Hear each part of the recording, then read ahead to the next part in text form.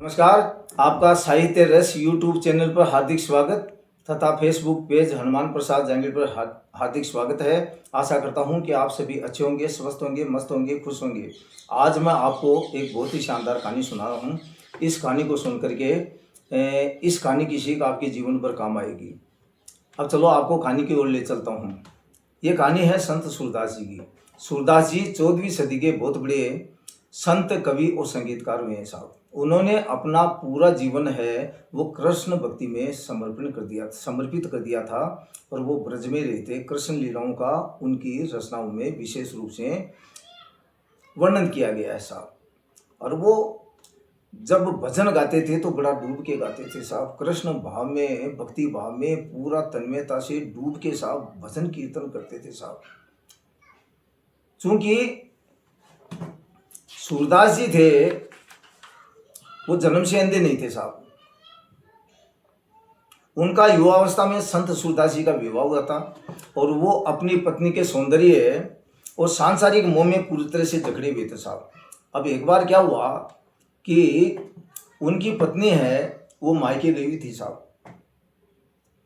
और सूरदास जी का मोह अपनी पत्नी के प्रति इतना ज़्यादा हो गया था कि वे ससुराल जाने के लिए नदी नालों तूफानों को पार करके वो अपने ससुराल पहुंच गए। और जब ससुराल पहुंचे तो उनकी पत्नी ने उनको ताना दिया कि जितना प्रेम तुम मुझसे करते हो अगर उसका एक कण मात्र भी आप भगवान से प्रेम करो तो आपका उद्धार हो जाएगा। बस यहीं से यू टर्न आ गया सूरदास जी के जीवन में और उन्होंने गृहस्थ जीवन का त्याग कर दिया और अपने आप को ब्रज में चले गए। और वहीं उन्होंने पूरी जिंदगी कृष्ण भक्ति की और उन्होंने काफ़ी भजन कीर्तन किया और धार्मिक साहित्य भी साहब उन्होंने लिखे साहब। और एक बार क्या कि उनकी पत्नी ने एक और इसे ताना मार दिया था तो उन्होंने पत्नी के तानों से दुखी होकर अपनी दोनों आंखें फोड़ ली थी साहब कि अब मैं कोई चीज़ देखना ही नहीं चाहता, सिर्फ भगवान को देखना चाहता था। वो माया और मोह को, संसार को नहीं देख सकते थे, लेकिन वो अपने हृदय में श्री कृष्ण बांके बिहारी जी को रोज़ देखते थे साहब। अपनी भक्ति से, अपने भजनों से उनको रोज़ रिझाया करते थे और भगवान श्री कृष्ण की भी उन पे असीम कृपा थी। अब भक्त और भगवान का क्या संबंध होता है, कैसे एक दूसरे से प्रेम करते हैं, ये कहानी आपको बहुत ही शानदार कहानी सुनाता हूँ साहब। पहली कहानी यूँ है कि युवावस्था में संत सूरदास जी का आध्यात्मिकता की ओर है वो मार करने का मन हुआ साहब। तो वो अपने गुरु के पास गए और गुरु से निवेदन किया कि गुरु जी मुझे आप अपना शिष्य स्वीकार करें और मुझे शिक्षा दें और मुझे दीक्षा दें। तो चूंकि युवावस्था में संत सूरदास जी को गुस्सा बहुत आता था और उनके गुरुजी इस बात से वाकिफ थे। तो गुरुजी ने सोचा कि अभी संत सूरदास जी को कहा कि अभी आपको दीक्षा शिक्षा और दीक्षा शिष्य बनाने का टाइम नहीं आया है। आप ऐसा करो, 1 महीने भगवान के नाम का जप करो और 1 महीने के बाद में आना, फिर देखेंगे। तो संत सूरदास जी है वो चले गए। 1 महीने तक उन्होंने दूसरे काम करते हुए भगवान के नाम का खूब स्मरण किया, पूरा तन मन से स्मरण किया साहब। 1 महीना जब पूरा हो गया तो वो वापस अपने गुरुजी से मिलने के लिए जा रहे थे। तो रास्ते में एक सफाई कर्मी है वो रास्ते की सफाई कर रहा था। अब जैसे संत सूरदास जी उस सफाई कर्मी के पास से गुजरे तो क्या हुआ कि कुछ गंदगी के छींटे हैं वो संत सूरदास जी के कपड़ों पे लगे। तो सूरदास जी को गुस्सा आ गया साहब। वो सफाई कर्मी पे चिल्लाए, उसको डांटा और उसको कहा कि तुम्हें दिखाई नहीं देता है, जब पास से कोई राहगीर निकलता है, कोई आदमी निकलता है, तुम्हें काम सावधानी से करना चाहिए, ये करना चाहिए, वो करना चाहिए। और बड़बड़ाते हुए वो वापस संत सूरदास जी वापस अपने घर गए, कपड़े बदले और अपने गुरुजी के पास में गए। तो गुरुजी ने देखा, संत सूरदास जी से कहा कि सूरदास जी अभी आपकी तपस्या के शिष्य बनने के लायक आप नहीं हुए हो, और अब आप वापस जाओ और अगले 1 महीने तक फिर से राम नाम का जप करो, अन्य काम करते हुए, अन्य गतिविधियां संचालित करते हुए। तो संत सूरदास जी ने गुरु की आज्ञा का पालन करते हुए वापस चले गए। 1 महीने तक उन्होंने खूब राम नाम का जप किया, स्मरण किया, और 1 महीना जब पूरा हो गया तो वापस अपने गुरु से मिलने के लिए उसी मार्ग से आ रहे थे। अब वही घटना दोबारा घटित हो गई साहब। वही जो सफाई कर्मी था रास्ते में है, वो सफाई कर रहा था। अब सफाई कर्मी के पास से जैसे संत सूरदास जी निकले तो गंदगी के कुछ छींटे थे वो पुनः सूरदास जी के कपड़े पे लगे। सूरदास जी फिर क्रोधित हो गए। उनका गुस्सा 7वें आसमान पे था और उन्होंने सफाई कर्मी को भला बुरा कहा और इतने क्रोधित हो गए कि साहब वो बड़बड़ाते हुए वापस अपने घर गए, कपड़े बदले और गुरुजी से मिलने गए। गुरुजी ने फिर देखा कि संत सूरदास ने तो अभी तो गुस्सा नहीं छोड़ा है, तो गुरुजी ने फिर कहा कि सूरदास जी, अभी आप शिष्य बनने के काबिल नहीं हो, एक बार आप पुनः जाओ और 1 महीने तक फिर से राम नाम का जप करो और 1 महीने बाद आप मेरे से मिलना। सूरदास जी ने गुरु की आज्ञा पालन किया और फिर से 1 महीने तक भगवान के नाम का जप किया, पूरे तन मन से जप किया। और जब 1 महीना वापस पूरा हो गया तो वापस उसी मार्ग से गुरु जी से मिलने के लिए जा रहे थे, तो रास्ते में वही सफाई कर्मी फिर मिला। तो संयोग से वही घटना फिर से घटित होगी संत सूरदास जी के साथ में। गंदगी के कुछ छींटे पुनः उनके कपड़ों के लग गई। तो इस बार सूरदास जी ने उस सफाई कर्मी पे गुस्सा नहीं किया और सफाई कर्मी से कहा हाथ जोड़ के कि मैं आपका धन्यवाद ज्ञापित करता हूँ कि आपने मेरे गुस्से पर मुझे काबू दिलाने में आपने मेरी मदद की है। ये एहसान मैं आपका ज़िंदगी भर नहीं भूलूंगा। और फिर वो है संत सूरदास जी गुरु जी से मिलने गए। गुरु जी शिष्य का वेलकम करने के लिए अपने आश्रम में बाहर ही खड़े थे। उन्होंने शिष्य को संत सूरदास जी को अपने शिष्य बना दिया और उन्हें अपनी गुरुता से लाभान्वित किया।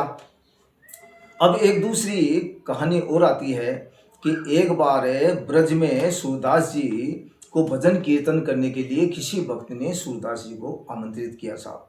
सूरदास जी गए, भजन कीर्तन करने का उनको शौक रहता था, तो रात तक कार्यक्रम देर से चला।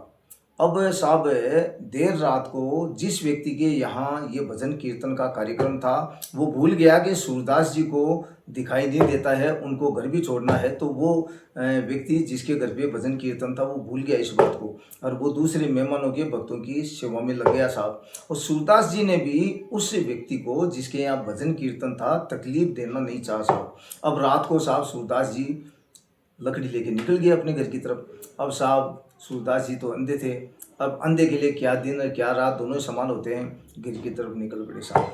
अब साहब रास्ते में क्या वो रास्ता भटक गए, जंगल की ओर चले गए और रास्ते में एक बहुत ही गहरा कुआं आ गया साहब। अब उस कुएं के सूरदास जी के बीच में सिर्फ साहब कुछ ही इंच का फासला था और सूरदास जी उस कुएं में गिरने वाले थे कि भगवान श्री कृष्ण बांके बिहारी जी को सूरदास जी की चिंता हुई और वो तुरंत बालक का रूप धारण करके वहां प्रकट हो गए और सूरदास जी की लाठी पीछे खींच के सूरदास जी को पीछे खींच लिया। तो सूरदास जी ने पूछा कि आप कौन है? तो भगवान श्री कृष्ण बांके बिहारी जी बोले कि मैं तो बालक हूँ। सूरदास जी ने पूछा तुम्हारा क्या नाम है? तो भगवान ने कहा कि माता पिता ने मेरा नाम ही नहीं रखा, आप कोई भी नाम से मुझे पुकार सकते हो। तो रास्ते में दोनों चले कि भगवान ने कहा कि मैं भी आप जहाँ भजन कर रहे थे आपके भजन सुन रहा था और मैं भी मेरे गांव जा रहा हूँ, मैंने आपको देखा आप रास्ता भटक रहे हो इसलिए मदद करने में आ गया।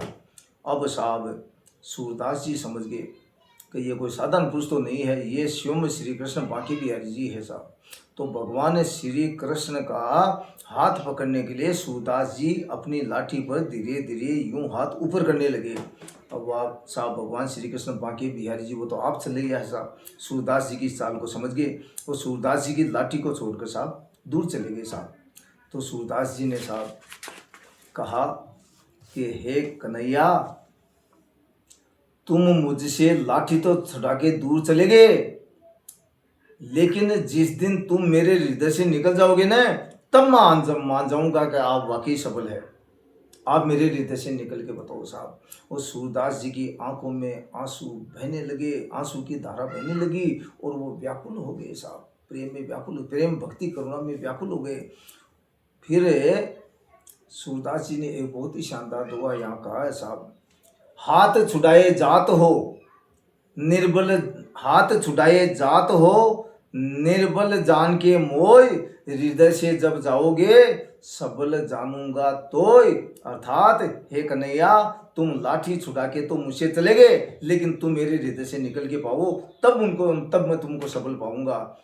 तो भगवान ने कहा कि हे बाबा, ये जी आप जैसे भक्त लोग मुझे हृदय से निकाल के फेंक दोगे तो मैं क्या रहूँगा। मैं तो आप लोगों के भक्तों के हृदय में रहता हूँ, ये मेरा घर है, ये मेरा सुखधाम है।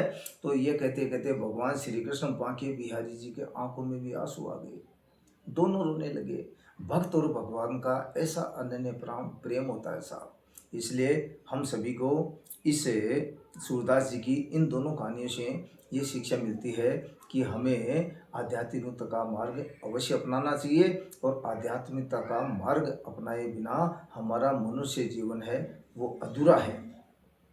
इसको पूर्ण करने के लिए आध्यात्म की ओर हमें अग्रसर होना ही पड़ेगा। और मेरा आप सभी से निवेदन है कि आध्यात्म मार्ग हम सभी अपनाएं। और यदि आपको वीडियो पसंद आए तो इसे लाइक करें, शेयर करें, कमेंट करें, और फेसबुक पेज हनुमान प्रसाद जहांगीर पर ज़्यादा से ज़्यादा फॉलो करें। अंत में मैं आप सभी से यह भी आग्रह करता हूँ कि हम सभी सत्कर्म करते हुए, मालिक का नाम लेते हुए, अपने परिवार, समाज और राष्ट्र के प्रति अपने कर्तव्य दायित्व का भलीभांति निर्वहन करते हुए, अपने पेशेवर कर्तव्य दायित्वों का भी पूर्ण समर्पण, निष्ठा, ईमानदारी, तन्मयता, एकाग्रता, दत्त चित्तता के साथ में निर्वहन करते हुए शांति का जीवन जीते हुए तरक्की के उच्चतम आयामों को प्राप्त करें, इसी आशा और विश्वास के साथ में जय हिंद, जय भारत, जय कानून, जय संविधान एंड जय साहित्य। नमस्कार, धन्यवाद।